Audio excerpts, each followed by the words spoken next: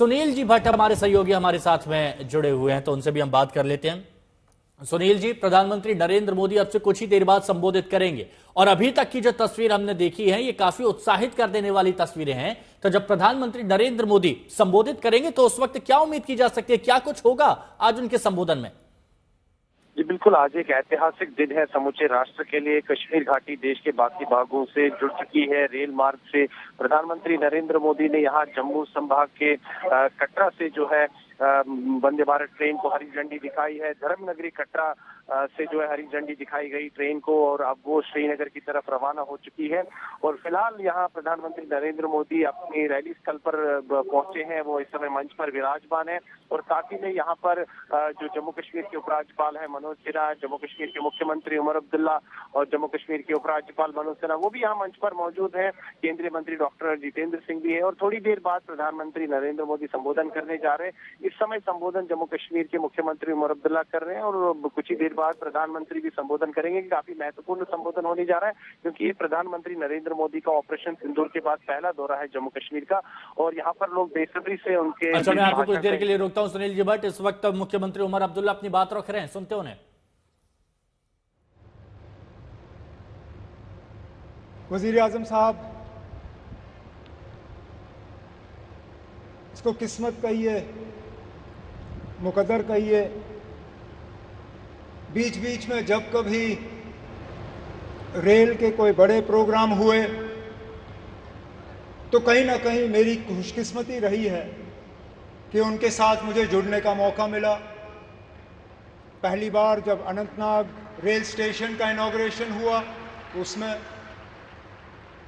जब Banihal rail tunnel खुला उसमें, और मेरी शायद पहली हुकूमत का आखिरी प्रोग्राम ठीक इसी जगह आपके साथ 2014 में।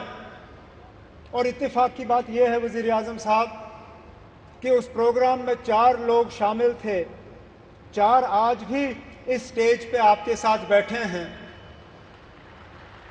आप उस वक्त पहली मर्तबा वज़ीर आज़म बने थे।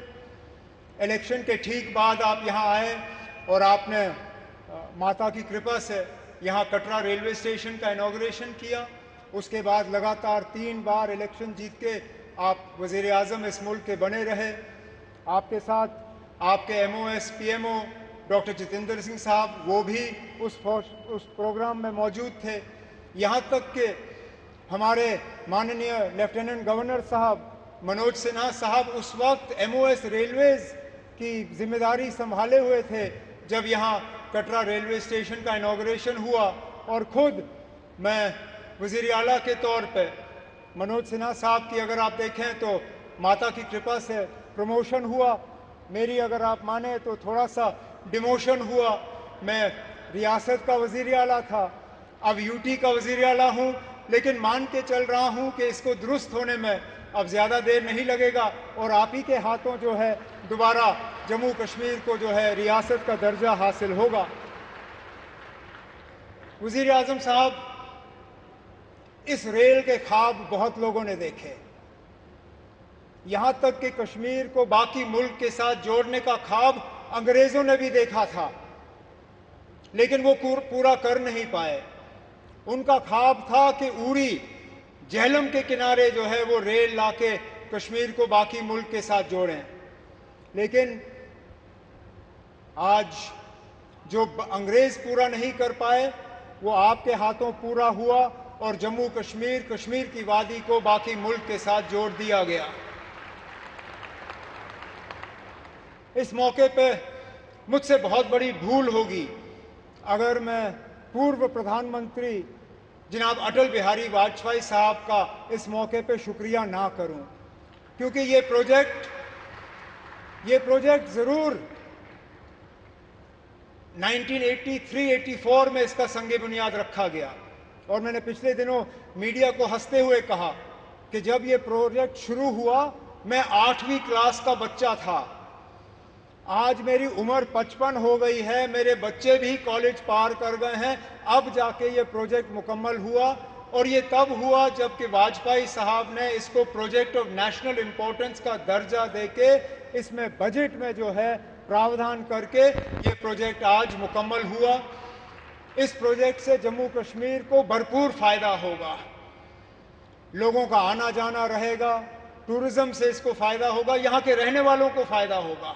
जैसे मैं आपको अभी कह रहा था, यहाँ बारिश पड़ते ही जब हाईवे बंद हो जाता है तो जहाज वाले हमें लूटना शुरू कर जाते हैं।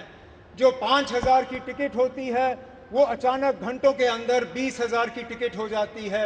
इस रेल के बनने से कम उन जहाज वालों की जो लूट रहती है टिकटों की वो कम हो जाएगी और हमारा आना जाना आसान रहेगा। इसी तरह हमारा मेवा, हमारा फ्रूट, कश्मीर के सेब, कश्मीर के चेरी, कश्मीर के और सारी चीज़ें जो हैं, मैं उम्मीद करता हूं कि अब रेल के ज़रिए मुल्क के बाकी मार्केटों में इनको पहुंचाने का काम होगा और दुनिया भर की मार्केटों में जो है वो हम पहुंचा पाएंगे। वज़ीर आज़म साहब, आज आपके शुभ हाथों से ये एक और इंफ्रास्ट्रक्चर प्रोजेक्ट जम्मू कश्मीर का जो है मुकम्मल हुआ है।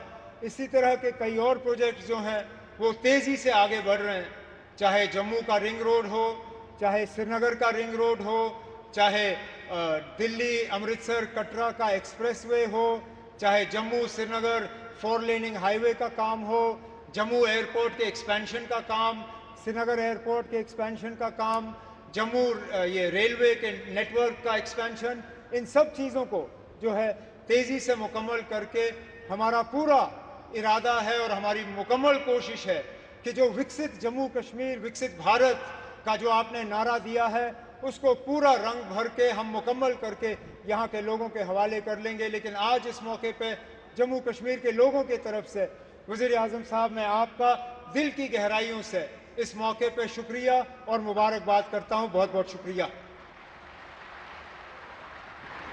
बहुत बहुत धन्यवाद माननीय मुख्यमंत्री महोदय। विनम्र अनुरोध है माननीय उपराज्यपाल जम्मू कश्मीर श्री मनोज सिन्हा जी से कि कृपया संबोधन के लिए पधारें। माननीय उपराज्यपाल जम्मू कश्मीर।